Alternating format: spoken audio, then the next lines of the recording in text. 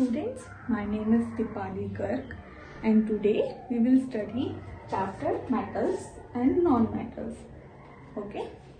So basically जो हमारा material होते हैं, ठीक है, everything around us is material. Okay?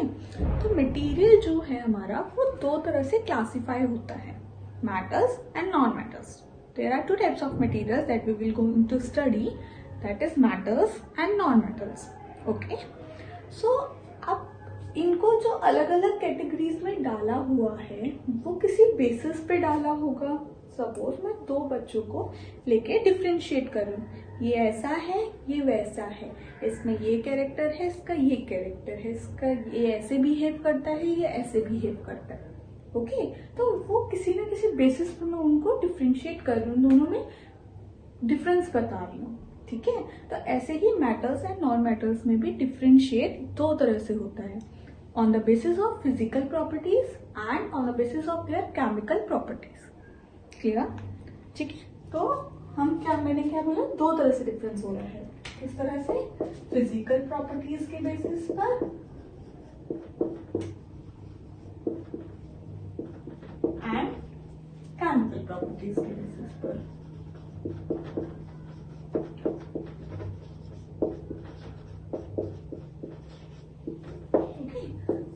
इन दोनों में कुछ ना, अब ये भी दोनों अलग अलग चीजें हो गई, तो इन दोनों में क्या अंतर है? फिजिकल प्रॉपर्टीज क्या होती है? सपोज मैंने ये डस्टर की बात कर रहे हैं, क्लियर? तो अब मुझे इस डस्टर के बारे में अगर कुछ एकदम से कोई भी चीज आ जाती है मेरे पास, सपोज यही चीज है, तो मैं इसमें क्या बोलूंगी कि किस चीज से बना है, ये ब्लैक इन कलर है, ये सॉलिड है, यही सब बोलेंगे. तो ये बेसिकली इसकी जो फिजिकल अपीयरेंस होती है वो उसकी फिजिकल प्रॉपर्टी कहलाती है.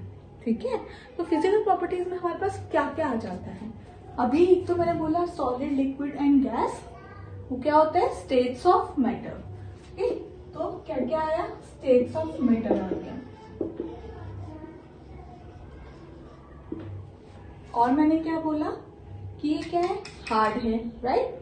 तो वो कैसा है? हार्ड है, सॉफ्ट है, हार्डनेस. ओके, नेक्स्ट क्या आपने बोला? हार्डनेस. क्लियर? उसके बाद मैंने क्या बोला कि ब्लैक इन कलर है, तो कलर भी हो गया हमारा. ठीक है, तो colour is also there. So colour is also there. एक और चीज होती है, जैसे अगर हम कोई मैंने वाटर लिया सपोज, ठीक है, तो उसको मेल्टिंग और बॉइलिंग पॉइंट भी बोलते हैं. ठीक है, तो हमारे पास एक और चीज हो गई फिजिकल प्रॉपर्टीज में, melting and boiling point.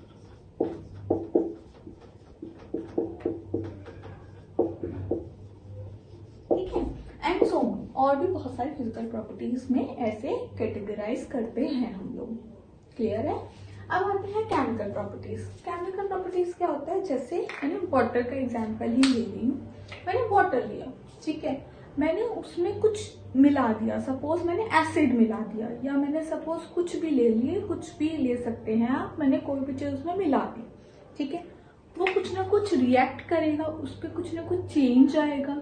That change, that reaction is basically it's chemical property. Okay, तो केमिकल प्रॉपर्टीज में अगर आप लिखना चाहें तो आप क्या लिखेंगे? How the substance react with other substance.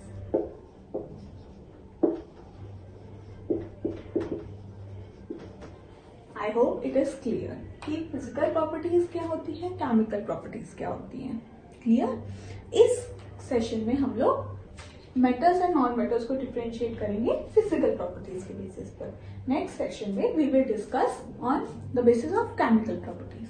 Okay, so physical properties के बेसिस पर हम लोग डिफरेंशिएट करना स्टार्ट करते हैं.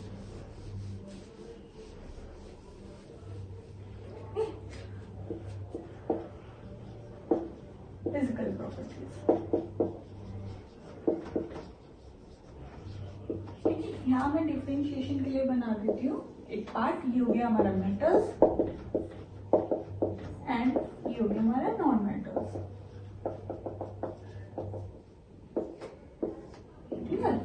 ठीक है, तो फर्स्ट हम लोग फिजिकल प्रॉपर्टी की बात करते हैं, मेलिएबिलिटी. क्या? मेलेबिलिटी।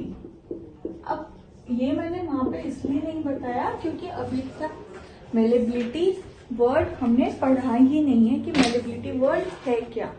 तो मेलेबिलिटी वर्ड जो हमारा आया है वो अभी आपका क्लास 8th में आया है। क्लियर? तो मेलेबिलिटी क्या होता है?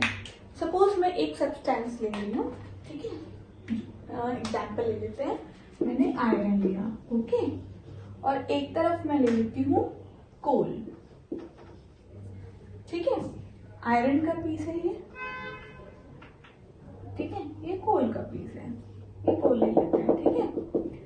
अब मैंने क्या लिया, एक हैमर लिया, ठीक है, मैंने इसको बीट किया, सेम मैंने इसको बीट किया, ये क्या होगा, ये पतली शीट में कन्वर्ट हो जाएगा, क्लियर? और ये क्या होगा, ये पीसेस में टूट जाएगा, ब्रेक हो जाएगा, ठीक है। तो हमने क्या देखा, एक को जब हम लोग बीट कर रहे हैं तो एक वो शीट में कन्वर्ट हो रहा है, मतलब वो शीट में कन्वर्ट हो सकता है, ठीक है। बट एक सब्सटेंस जो है वो क्या हो रहा है, कन्वर्ट नहीं हो रहा है शीट में, वो क्या हो रहा है, ब्रेक हो रहा है और कुछ भी होगा बट वो शीट में कन्वर्ट नहीं होगा, ठीक है। तो जो हमारा शीट में कन्वर्ट हो जाता है उसको हम कहते हैं मेलिएबल,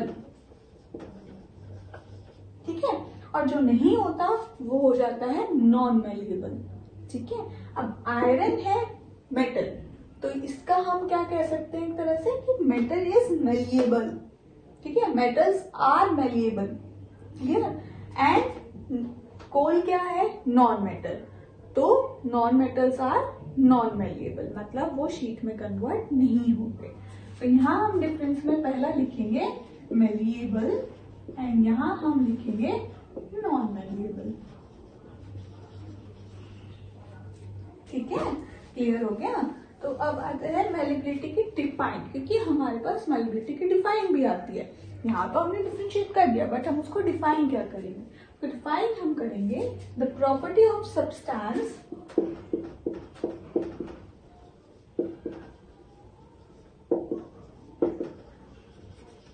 यहाँ पे हम लोग सब्सटेंस की जगह मेटल भी मेंशन कर सकते हैं, क्योंकि हमने देखा कि मेटल ही है जो मेलेबिलिटी शो करते हैं। तो द प्रॉपर्टी ऑफ सब्सटेंस और मेटल, ओके, मैं सब्सटेंस लिख रही हूँ, the property of substance by virtue of which they convert into thin sheets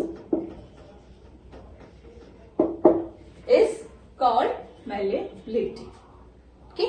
हमने एग्जाम्पल क्या देखा, एल्यूमिनियम हम ले सकते हैं, हमने डेली यूज में देखा है एल्यूमिनियम फॉइल, जो हम फूड को रैप करने के लिए यूज करते हैं। और भी कोई एग्जाम्पल देना चाहे तो हम दे सकते हैं, जो आपने स्वीट्स जो होती हैं, मिठाइयाँ जो होती हैं, उस पर आपने देखा होगा एक पतली, बहुत ही पतली थिन लेयर होती है, वो सिल्वर की लेयर होती है। तो silver is also a metal जो एक पतली शीट में कन्वर्ट हुआ और वहां उसका स्वीट्स में यूज हुआ, ठीक है। तो वो भी एक इसका एग्जाम्पल है, ठीक है। मेलेबिलिटी क्लियर है। अब हम आते हैं नेक्स्ट प्रॉपर्टी पे, होता है डक्टिलिटी, ठीक है। अब डक्टिलिटी क्या हुआ, सेम लेते हैं, आयरन ले लेते हैं, ठीक है, आयरन कोल, ठीक है। अब क्या कर रहे हैं, इसको हमने, अब मशीन्स आ गई बेसिकली, उससे क्या होता है, इसको स्ट्रेच करते हैं। आयरन तो वैसे भी मेल्ट हो जाता है, तो वो वैसे भी इजीली कन्वर्ट हो जाता है शेप में। तो आयरन को स्ट्रेच करके एक पतली वायर बनाते हैं। किस में बनाते हैं, वायर बनाते हैं, वायर में चेंज हो जाएगा आयरन, आयरन की वायर्स आती है, राइट। कोल क्या होगा, नहीं होगा, वो फिर से क्या होगा, वो ब्रेक हो जाएगा, बट वो वायर में चेंज नहीं होगा, क्लियर है। तो आयरन का एग्जाम्पल है कॉपर वायर्स, जो बहुत ज्यादा यूज होती हैं, वो भी एग्जाम्पल है, और भी मेटल्स की वायर बनती हैं, ठीक है। तो ये बेसिकली आयरन जो है वो वायर में चेंज हो गया, जो वायर में सब्सटेंस चेंज हो जाता है इसको बोलते हैं डक्टाइल, और जो नहीं होगा उसको बोलेंगे नॉन डक्टाइल। सो ये एक मेटल है, ठीक है, अगेन ये एक मेटल है, जो बारे में चेंज हुआ तो वो डक्टाइल हो गया, नॉन मेटल नहीं हुआ तो वो नॉन डक्टाइल हो गया। तो हम यहाँ लिख सकते हैं डक्टाइल एंड यहाँ हम लिख सकते हैं non ductile. I hope it is clear, ठीक है। तो डक्टाइल की भी अगर हमें डिफाइन करनी है तो हम सेम मेलेबिलिटी की तरह उसको ही डिफाइन करेंगे, the property bye which of which it drawn on convert, मैं drawn word यूज कर लेती हूँ, drawn into wire, example copper wire और भी बहुत सारे। ओके, क्लियर हो गया। अब आ जाते हैं हमारी थर्ड प्रॉपर्टी पे।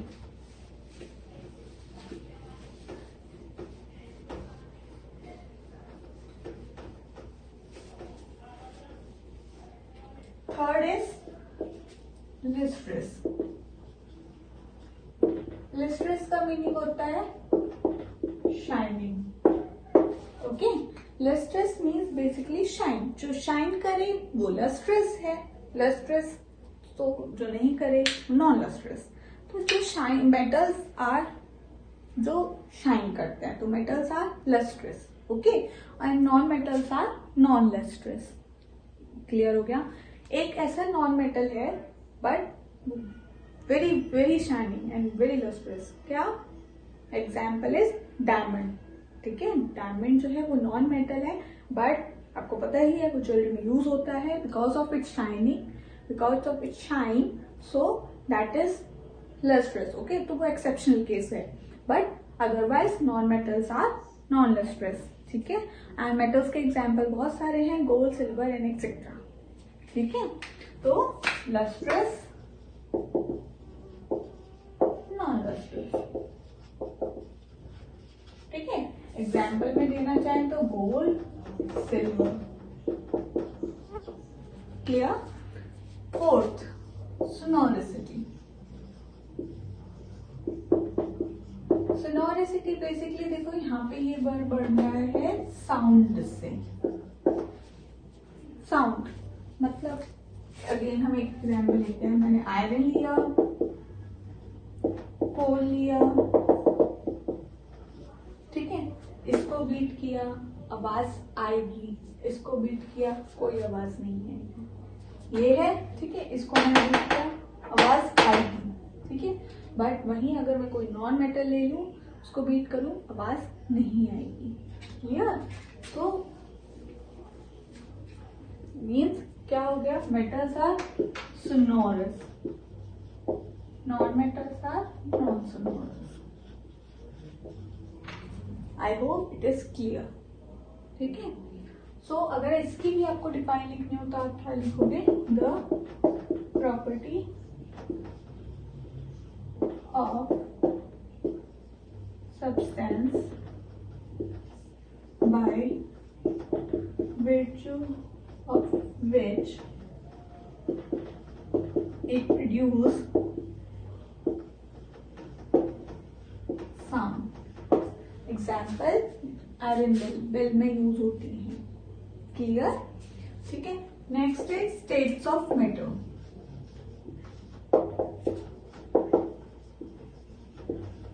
अब स्टेट्स ऑफ मैटर में मेटल्स आर यूजुअली सॉलिड, ठीक है। यूजुअली वर्ड क्यों यूज किया, मेटल्स आर सॉलिड क्यों नहीं बोल दिया गया। यूजुअली वर्ड इसलिए यूज किया गया है क्योंकि कुछ एक्सेप्शनल केसेस हैं हमारे पास, ठीक है। जैसे कि एग्जाम्पल है the one and only mercury. Mercury एक ऐसा मेटल है, इवन एक सिंगल ऐसा मेटल है जो लिक्विड है एट रूम टेम्परेचर। थर्मामीटर में मर्करी यूज होती है, ठीक है। So metals are usually solid, clear, ठीक है। Non metals are usually liquid and gas, और एक्सेप्शनल केसेस हैं लाइक व्हाट, लाइक कोल, ये सब जो चीजें हैं ये हमारी क्या है, नॉन मेटल। कार्बन बेसिकली ये क्या है, हमारा सॉलिड है। और भी एक्सेप्शन केसेस होते हैं, सो वो क्या है हमारे, जो कि नॉन मेटल है। तो non metal usually liquid, solid और गैस हम लोग तीनों ही कैटेगरी में डाल देते हैं, ठीक है। तो